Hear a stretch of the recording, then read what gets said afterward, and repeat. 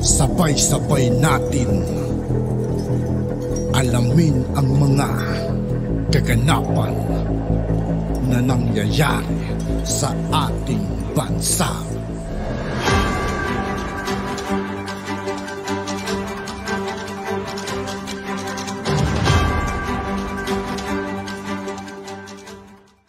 Yo, what's up mga kaibigan? This is I2K po again. Ngayon dito ulit tayo sa channel ni Pinas News Insider. Dito ulit tayo magbibigay ng komento at reaksyon. Kaya samahan nyo guys.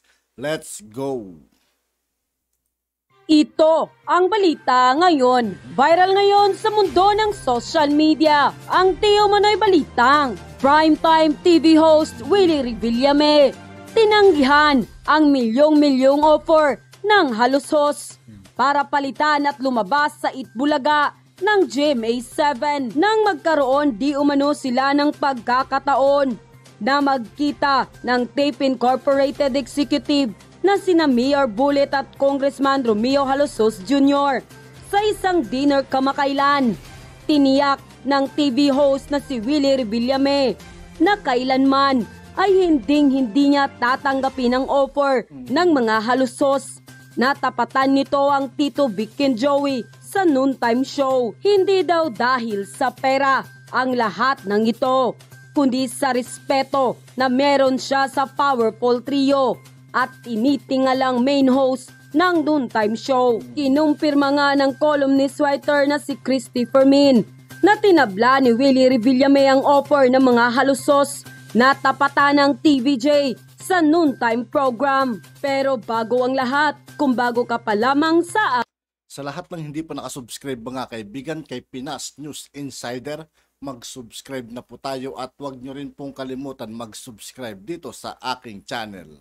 Aming channel, please huwag kalimutang mag-subscribe at i-click ang notification bell para mas maging updated ka pa lalo sa lahat pa ng bagong video na i-upload namin. At eto na nga mga kababayan, buong tapang na tinanggihan ng TV host na si Willie Revillame ang naging alok sa kanya ng Tape Incorporated na mag-guest sa Itbulaga ng GMA7.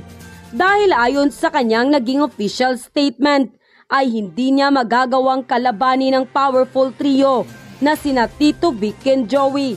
Dahil ayon sa kanya ay talagang sobrang taas daw ng kanyang respeto sa powerful trio at hindi daw di umano mababayaran ng kahit na anumang halaga ang kanyang respeto kina Tito Vic and Joey. Ayon nga sa kanyang naging official statement ay hindi nito matatanggap ang kahit na anumang ialok sa kanya ng kahit na sino mang Poncio Pilato dahil ang kanyang pagmamahal sa TVJ ay hindi masusukat ng kahit na anumang halaga. Kaya marami tuloy sa ating mga kababayan ang di umano'y sure na sila na kahit ilang milyon pa ang ialok ng Tape Incorporated ay hindi masisilaw o tatanggapin ni Willie Revillame. Kasi naman, aside sa may respeto siya kay Tito Vic and Joey, ay marami namang di umano itong pera at hindi na di umano niya ito kailangan pa. Panawagan tuloy ng marami sa ating mga kababayan ay wag na lamang di umanong maghanap pa ng paraan ng Tape Incorporated na maging patok ang kanilang Itbulaga. Dapat yung mga taping, dapat gumawa naman sa sila ng ibang pangalan para pasakali dun sila mag-boom. Kasi hanggat ginagamit nila yung word na Itbulaga na yan, nahisira lang din sila dyan. Kasi matagal na di umanong alam naman kasi lahat ng mga tao na alam na kung sino talaga nagmamay-ari ng Itbulaga mga kaibigan. Tito Vic and Joey yan.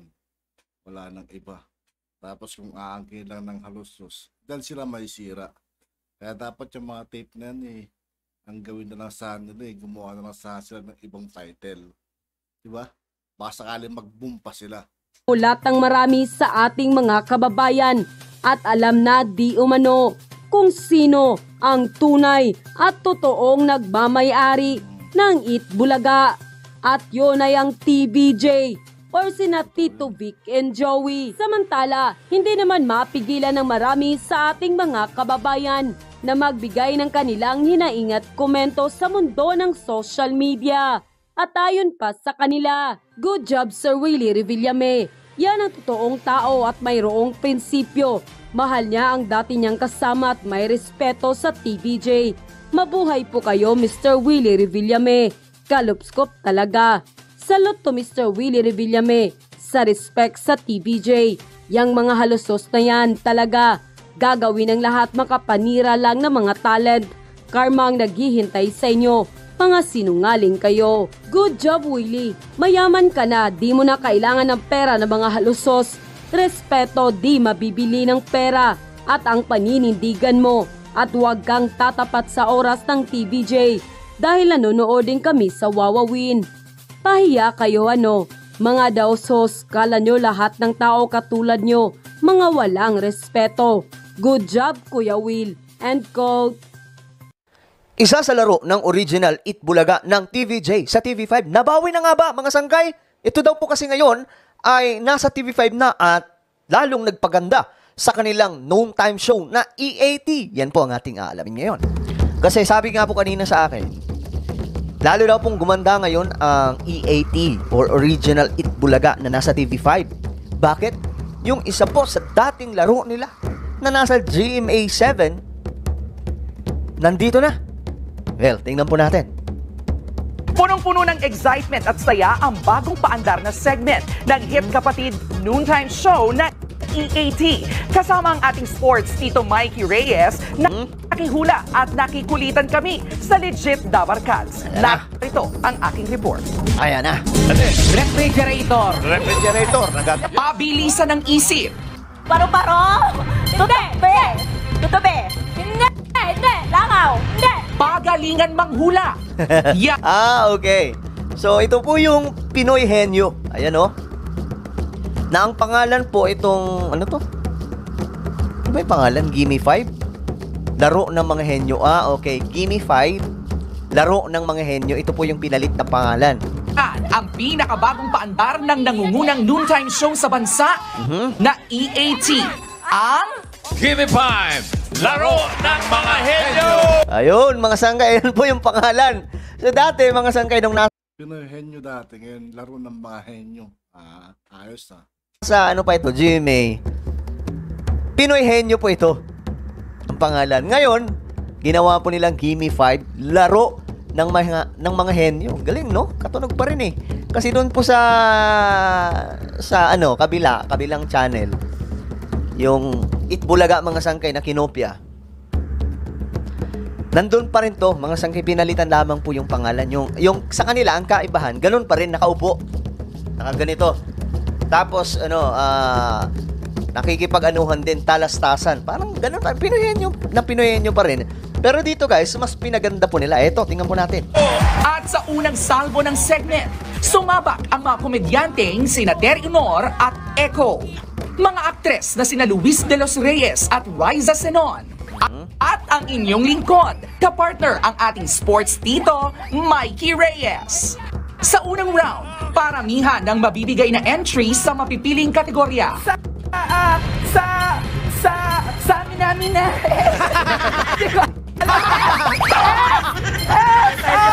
Nakaka-mental block pala to! O, diba? Laro! Umabot pa kami ni Tito Mikey sa second round. Skull! Hindi! Hindi! Ay nasa screen mga sangkay na yung nasa screen na yung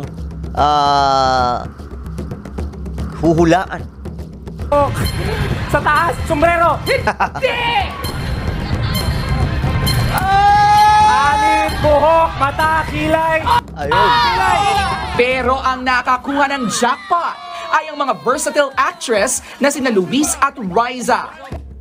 Congratulations, Luis and Riza! Okay, kaya pala mga sangkay, ayon nga po sa mga komento ng iba, lalo pong gumanda ngayon ang EAT ng TV5 or ng TVJ. Ang kasi dati banggitin lang yan, Itbulaga eh. Ngayon, ang dami mo nang idudugtong eh. EAT, original Itbulaga, TVJ, TV5. Ay nako, kaya sana mga sangkay, mabawi nila yung original na pangalan po talaga ng show na ito. Kasi itong EAT, para po sa inyong kaalaman, ito lamang po ay pansamantala na pangalan ng show na ito. So ngayon mga sangkay, inilalaban po nila, kaya nga lang hinaharang po sila ng tape na nag-request nakaraan lamang mga sangkay na hindi pagbigyan itong TVJ sa kanilang kahilingan na mabalik po yung title po nitong kanilang show. Nanalo ng 50,000 pesos! Kasunod ng masayang episode at bagong segment ng Kapatid Noontime Show, trending online ang hashtag LegitDabarkads at hashtag EATTV5. Ayon sa produksyon ng show, asahan na mas magiging kapanapanabik pa ang ating mga tanghali sa iba pang masasayang pakulong inihanda sa atin ng Legit Dabarkads. Ayun na. Kaya tuloy-tuloy lang ang pagtutok sa EAT. Lunes hanggang Biyernes, alas 12 ng tanghali. Okay. So ayun. Di lalong gumanda po itong show na ito. Mga sangkay. Paano na lang, nangangarap pa naman mga sangkay, yung kabila mga sangkay kasi hindi naman po sa pagiging bias. Ako kasi, tinitingnan ko po talaga kung sino yung malakas. Okay? Pag sabay-sabay po silang mag-live, tinitingnan ko, pinupuntahan ko, hindi ko na pinapakita dito mga sangkay, halos everyday po yan. Tinitingnan ko sino ang pinakamaraming nanunood. Ay nako, sabay-sabay guys, nanunood, pinakamarami, ang layo po talaga yung TVJ or itong EAT. At yun na nga mga kababayan, ano na At yun nga po mga kaibigan, dito po nagtatapos ang ating reaction video. Muli ako po si I2K ng Sundalo ng Tunggalo at 811. Maraming salamat sa patuloy na pagsuporta. Yeah, peace out.